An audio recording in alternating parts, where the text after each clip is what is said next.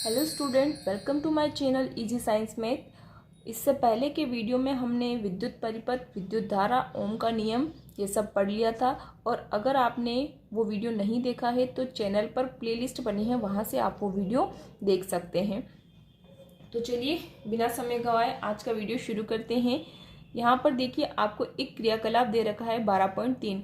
12.3 में यहाँ पर एक परिपथ बनाया गया है। इस परिपथ में एक मतलब कि ये तार लगा हुआ है। ये तार निक्रोम का तार है।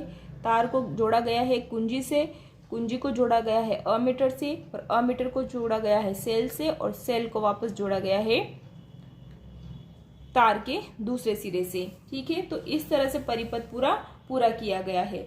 इस क्रियाकलाप से हम देखेंगे कि जो चालक तार का प्रतिरोध है वो किन किन कारकों पर निर्भर करता है, यानी कि कौन से कारक है जिनसे चालक तार का प्रतिरोध परिवर्तित होता है।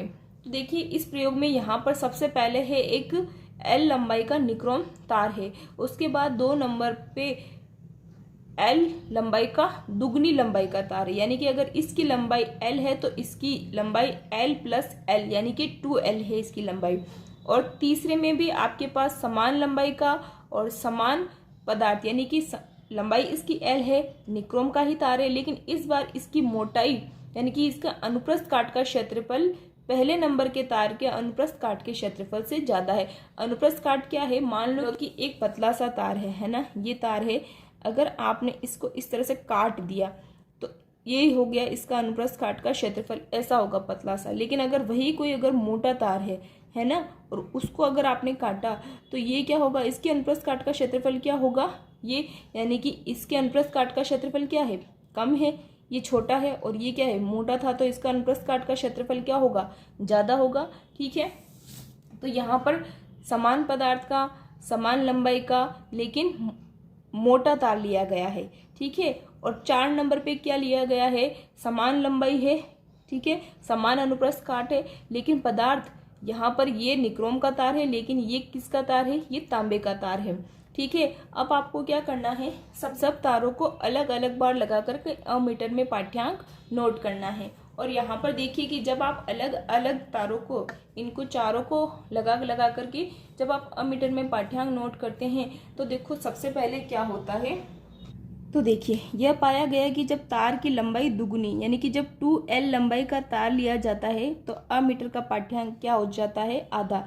यानी कि अगर चालक की लंबाई बढ़ाई जाती है तो धारा क्या हो जाती है, धारा का मान यानी एमीटर का पाठ्यांक यानी धारा का मान क्या हो जाता है, कम हो जाता है, आधा हो जाता है ना। इसको दुगना किया तो इसमें ये क्या हो गया, आधा हो गया। और परिपथ में जब समान पदार्थ तथा समान मोटाई, समान लंबाई का मोटा तार जोड़ने पर, यानी कि ये तीसरा वाला तार है जो समान लंबाई का था, समान पदार्थ का था, समान लंबाई का था, लेकिन इसके अनुप्रस्थ काट का क्षेत्रफल क्या था, ज्यादा था। जब इस तार को जोड़ करके अमीटर का पाठ्यांक नोट करते हैं तो अमीटर का पाठ्यांक यानी कि धारा का मान क्या होता है, बढ़ जाता है।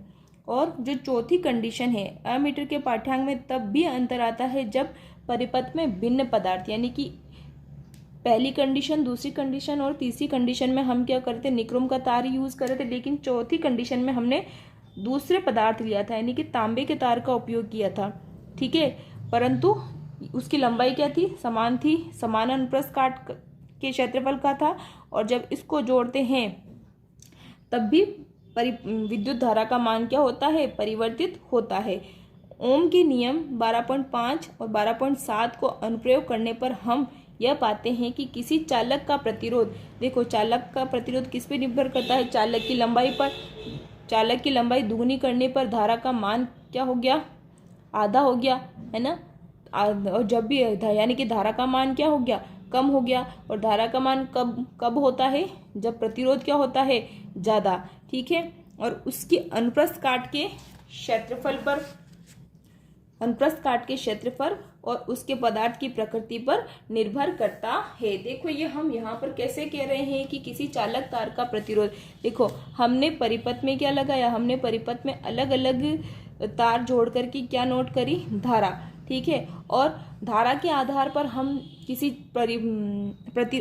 किसी चालक तार के प्रतिरोध के बारे में भी बता सकते हैं। कैसे बता सकते हैं? क्योंकि जो ओम का नियम है, ठीक है, ओम का नियम बराबर क्या है, R इक्वल टू क्या होता है, V अपॉन I, ठीक है। तो यहाँ पर जहाँ जहाँ धारा का मान बढ़ रहा है तो R का मान क्या होगा, घटेगा, लेकिन जहाँ जहाँ धारा का मान घट रहा है वहाँ वहाँ R का मान क्या होगा, बढ़ेगा, है ना। तो इस प्रयोग के आधार पर इन्होंने R के बारे में बताया है, चालक तार के प्रतिरोध के बारे में बताया है कि चालक तार का जो प्रतिरोध होता है वो 3 कारकों पर निर्भर करता है। किस पर निर्भर करता है?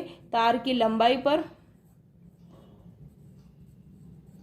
दूसरा तार के अनुप्रस्थ काट के क्षेत्रफल पर। तार यानी कि कोई चालक, आप तार की जगह चालक भी लिख सकते हो, चालक की अनुप्रस्थ काट के क्षेत्रफल पर, अनुप्रस्थ काट के क्षेत्रफल पर।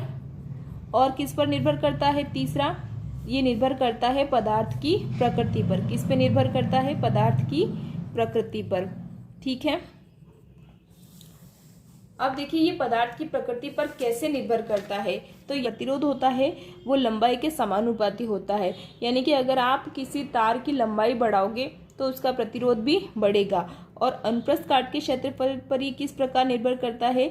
R is proportional 1/a। ये 1/a, यहाँ पर a अगर बट्टा में यानी कि नीचे आया है, इसका मतलब ये R और a एक दूसरे की क्या है, व्युत्क्रमानुपाती। यानी कि अगर किसी चालक तार का अनुप्रस्थ काट का क्षेत्रफल अगर आप बढ़ाते हो, यानी कि अगर मोटा तार लेते हो, ठीक है, अगर मोटा तार लेते हो तो यहाँ वहाँ पर प्रतिरोध का मान क्या होगा, कम होगा प्रतिरोध, क्योंकि व्युत्क्रमानुपाती संबंध है। अगर आप यहाँ पर अनुप्रस्थ काट का क्षेत्रफल बढ़ाओगे तो प्रतिरोध क्या होगा, कम होगा, और अगर प्रतिरोध कम होगा तो धारा का मान क्या होगा, बढ़ेगा, ठीक है। तो यहाँ पर ये समीकरण 1 मान लीजिए इसको, और इसको समीकरण 2 मान लीजिए। तो समीकरण 1 और 2 से क्या हो जाएगा, R प्रोपोर्शनल हो जाएगा L के और अपॉन A के, ठीक है। तो इन दोनों समीकरण से हम इसको ऐसे लिख सकते हैं। यहाँ पर जब आप प्रोपोर्शनल का साइन चिन्ह हटाने पर रो आएगा, और क्या आएगा, L/A। ये तो पहले से था ही। यहाँ पर जो रो है, रो क्या है, आनुपातिकता स्थिरांक है, जिसे चालक के पदार्थ की वैद्युत प्रतिरोधकता कहते हैं। यहाँ पर रो क्या है, चालक के पदार्थ की वैद्युत प्रतिरोधकता है। और प्रतिरोधकता का ऐसा ही मात्रक भी क्या होता है, ओम होता है। यह किसी पदार्थ का अभिलाक्षणिक गुणधर्म है, यानी कि ये किसी पदार्थ का अभिलाक्षणिक गुणधर्म है, यानी कि मतलब ये फिक्स होता है ना, कि किसी पदार्थ के लिए, हर एक पदार्थ के लिए रो का मान क्या होता है, अलग अलग होता है। धातुओं और मिश्र धातुओं की प्रतिरोधकता अत्यंत कम होती, जिनका परिसर 10⁻⁸ ओम मीटर से 10⁻�6 ओम मीटर है, और ये विद्युत की अच्छी चालक है। देखिए, जब भी किसी पदार्थ का प्रतिरोधकता अगर बहुत कम होगी, यानी कि वो विद्युत के अच्छे चालक होंगे, ठीक है। रबड़ तथा कांच जैसे विद्युत रोधी पदार्थ, यानी कि जो विद्युत रोधी पदार्थ है, उनकी प्रतिरोधकता 10⁻12 से 10⁻17 ओम मीटर कोटि की होती है। किसी पदार्थ का प्रतिरोध तथा प्रतिरोधकता दोनों ही ताप में परिवर्तन के साथ परिवर्तित होती है, यानी कि किसी पदार्थ का प्रतिरोध और प्रतिरोधकता में जब ताप में परिवर्तन होता है तो दोनों में परिवर्तन आता है। सारणी 12.2 दे रखी है। यहाँ पे हम यह देखते हैं कि व्यापक रूप से मिश्र धातुओं की प्रतिरोधकता उनकी अवयवी धातु की अपेक्षा अधिक होती है, यानी कि क्या है, यहाँ पर देखिए ये चालक है, ठीक है। इन चालक का प्रतिरोध आप देखिए, इनका परिसर कितना है, -8 से -6 है, ठीक है। धातुओं का और मिश्र धातुओं का जो प्रतिरोधकता का परिसर वो 10⁻8 से 10⁻6 है, और ये क्या होती है, विद्युत की अच्छी चालक होती है। यहाँ पर इनका प्रतिरोध बहुत कम है, और जिनका प्रतिरोध बहुत कम होता है ना, यहाँ पर देखिए सिल्वर का 10⁻8 इसका प्रतिरोध बहुत कम है। जब भी घात अगर माइनस में हो तो प्रतिरोध क्या मतलब वो संख्या क्या होती है, बहुत छोटी होती है, यानी कि इसका प्रतिरोध बहुत कम है, यानी कि ये विद्युत का सबसे अच्छा चालक है। और इसके बाद देखिए प्रतिरोध क्या होता जा रहा है, बढ़ता जा रहा है, बढ़ता जा रहा है, बढ़ता है। आप कहोगे कैसे बढ़ रहा है, यहाँ पर तो 10⁻8 है, लेकिन आप देखिए यहाँ पर तो मान बढ़ रहा है ना, ये मान भले ही सेम है, लेकिन इसके साथ ही देखिए 1.62 2.63, 5.20। तो यहाँ से अगर आप देखेंगे तो इनका मान बढ़ रहा है। और फिर यहाँ पर आकर आप देखिए, यहाँ पर 10 की घात -6 है और 10 की घात -6 है। यहाँ पर भी 10 की घात -8 है ना, यहाँ पर भी 10 की घात -8 थी, लेकिन माइनस में 8 होना यानी कि बहुत कम मान है। और यहाँ पर माइनस में 6 यानी कि माइनस में संख्या जितनी छोटी होगी वो उतनी ही बड़ी होगी। ठीक है, तो यहाँ पर 10 की घात -6 यानी कि ये संख्या और बड़ी है। ठीक है, इसके बाद यहाँ पर देखिए ये 49 से ये संख्या और क्या हो गई, 10 की घात -6 और 44 हो गई, ये 100 हो गई।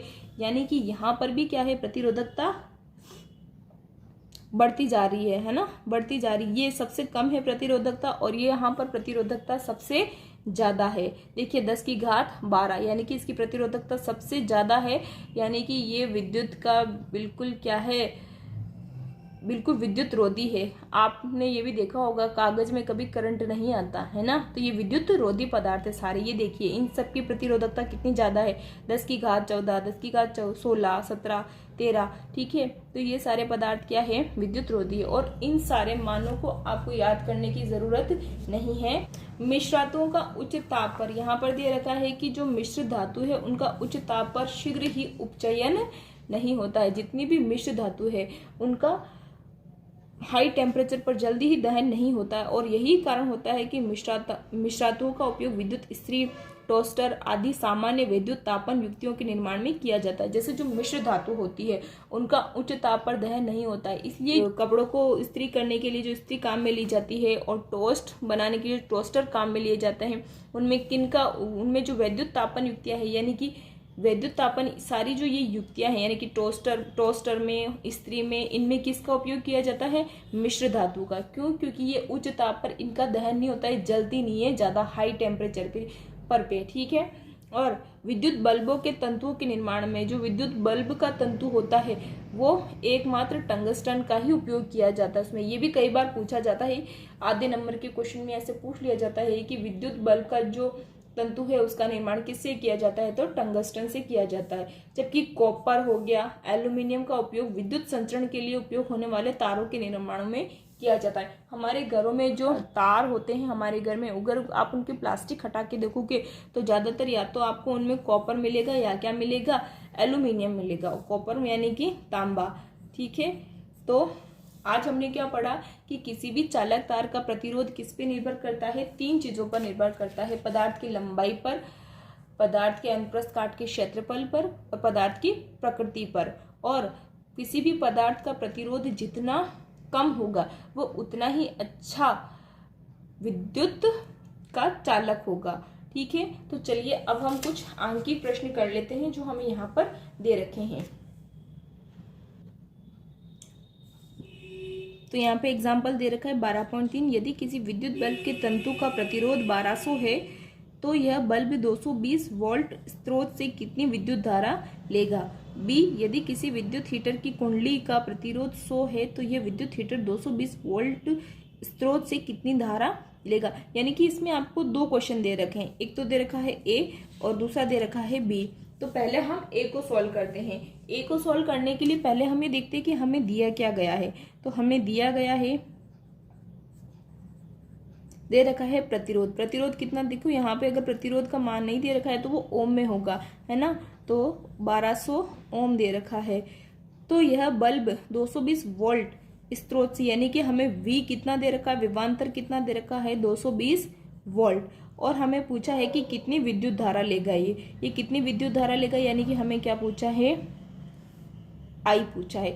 हमने जो ओम का नियम पढ़ा था, तो ओम के नियम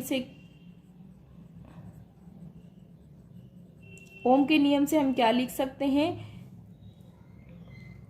V = IR। ठीक है, यहाँ पर हमें V दे रखा है और हमें R का मान दे रखा है। यहाँ पर ये आपको R का मान दे रखा है, आप ऐसे लिख सकते हैं R बराबर। ठीक है, R बराबर आपको क्या दे रखा है, 1200 ओम दे रखा है और हमें I का मान ज्ञात करना है। तो हमें I का मान ज्ञात करना है तो हम इस इक्वेशन को कैसे लिख देंगे, I बराबर क्या हो जाएगा, V/R।